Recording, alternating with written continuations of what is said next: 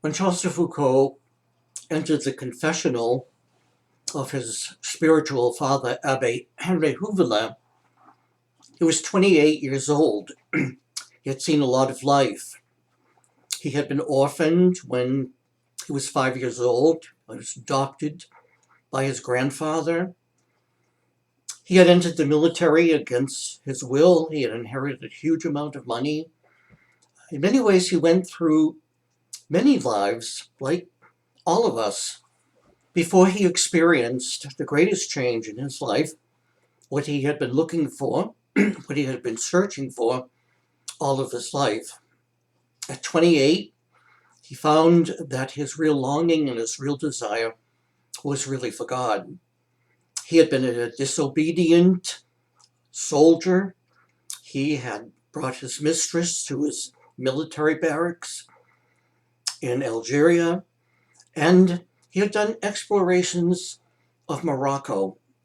He was a very brilliant man in many ways. He was a scientist. He was an excellent artist. But he was always a man, as he said, who experienced great emptiness.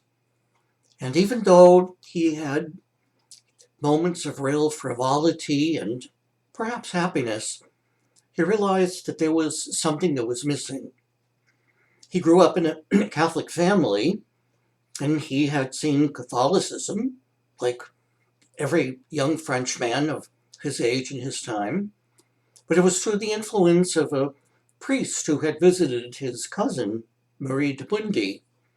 He had come to know this priest, Abbe Houvelin. They discussed religion, and Foucault had a real sense, I think, of the transcendence of God while he was in Morocco, and also while he was in Algeria.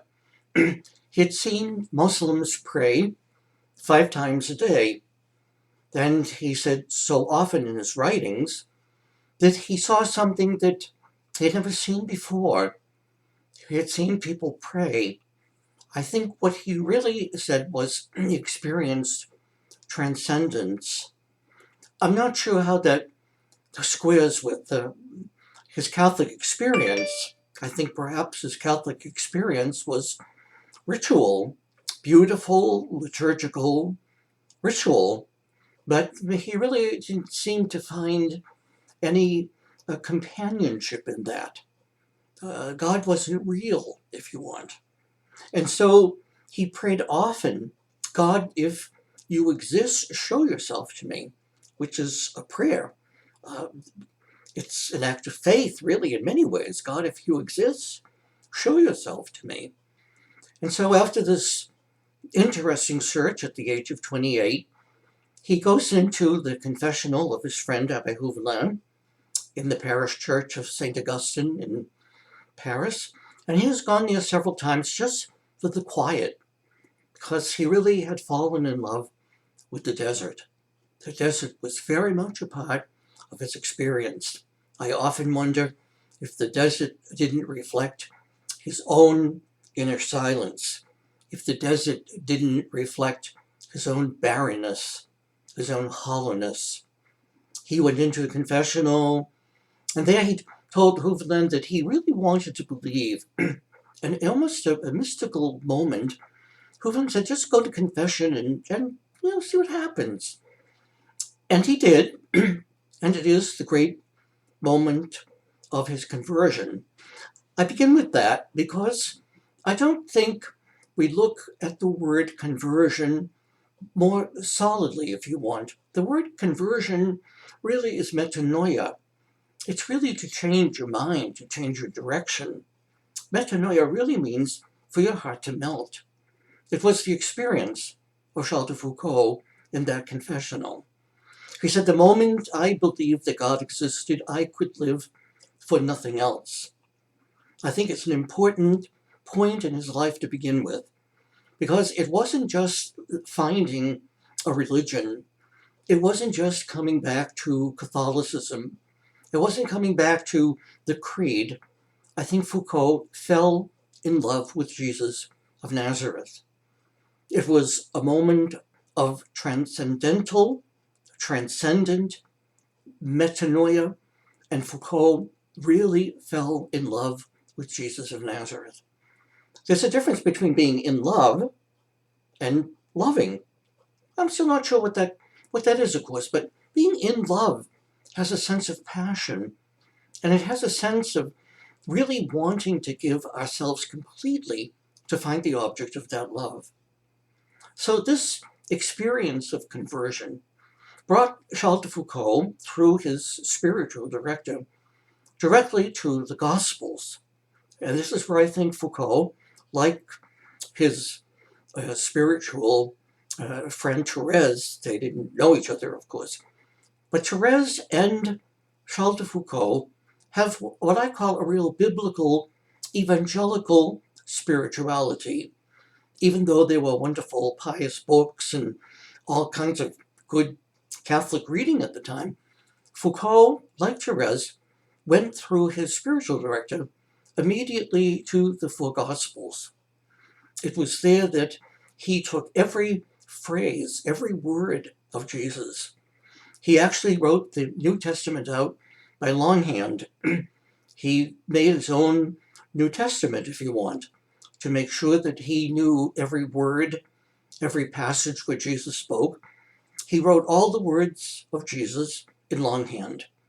He put together a composite, if you want, and he called it the one model. We have one model only, and that is Jesus.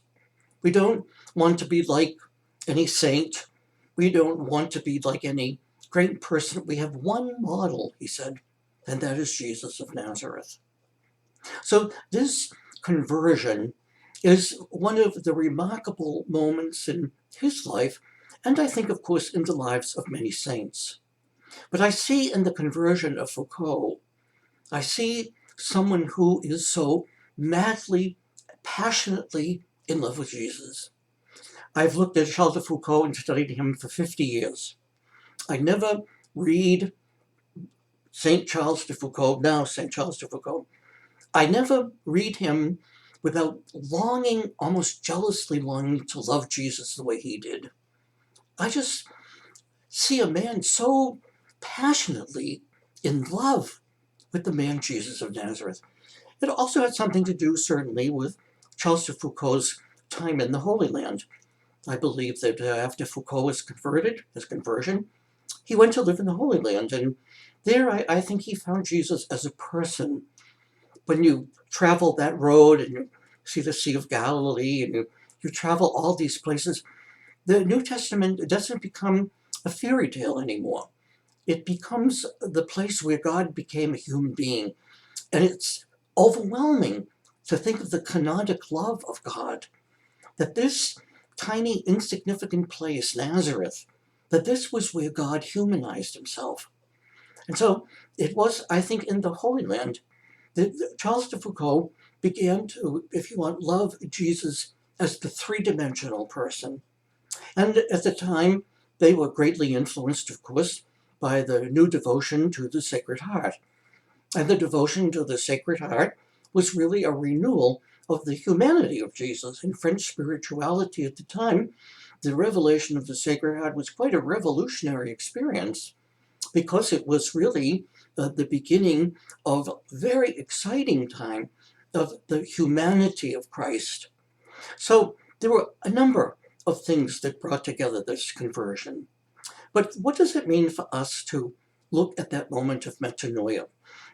I think that Foucault, Charles de Foucault, to me, is a perfect example of an icon. An icon is a window into heaven. Our understanding of icons is that when you look at the sacred image, you're looking at something that's deified. I think that Charles de Foucault, for me, is an icon. He's a window. He's transparent. He's glass. I can look through Charles de Foucault, and I realize this is a gift to me. I realized that I was found, that Charles de Foucault found me, just like Jesus found the lost sheep. I think Foucault found me. I was 21, and I was desperate to find someone like him who wanted to live a simple life, a poor life, a life completely on the gospel, a complete dependence on God. I was young, and like Foucault, I was gangbusters for God. But Foucault would mature, of course. And this is why we look at what it means for him to learn to love Jesus as he matures, as he goes from this moment of conversion to an understanding of his vocation. And yet, December 1st, 1916, Charles de Foucault was shot to death. He was there in the sand for more than 2 weeks. No one knew he was dead. He died completely alone, without a follower. He died completely alone, with no one caring. And yet here you and I sit today, wherever you are, long way from Tamanrasset in the Hogar Mountains of Algeria. And yet this man, this Charles de Foucault, has gone from that confessional in Paris. He's gone to the Hogar Mountains. He's traveled all over his world. And finally, he found the love of his life. I pray as we look at this series, that what does it mean for us to listen to those words of Jesus, those overwhelming words of Jesus? Foucault said that Jesus said, "This is my body, this is my blood." The same way he looked at the little ones and he said, "Whatever you do to the little ones, you do to me." He said, "The mouth that consecrated bread and wine was the same mouth that consecrated the little ones." And we are all the little ones. The same mouth that said, "This is my body, this is my blood." He also looked at people and Jesus said, "And this is my body, and this is my blood."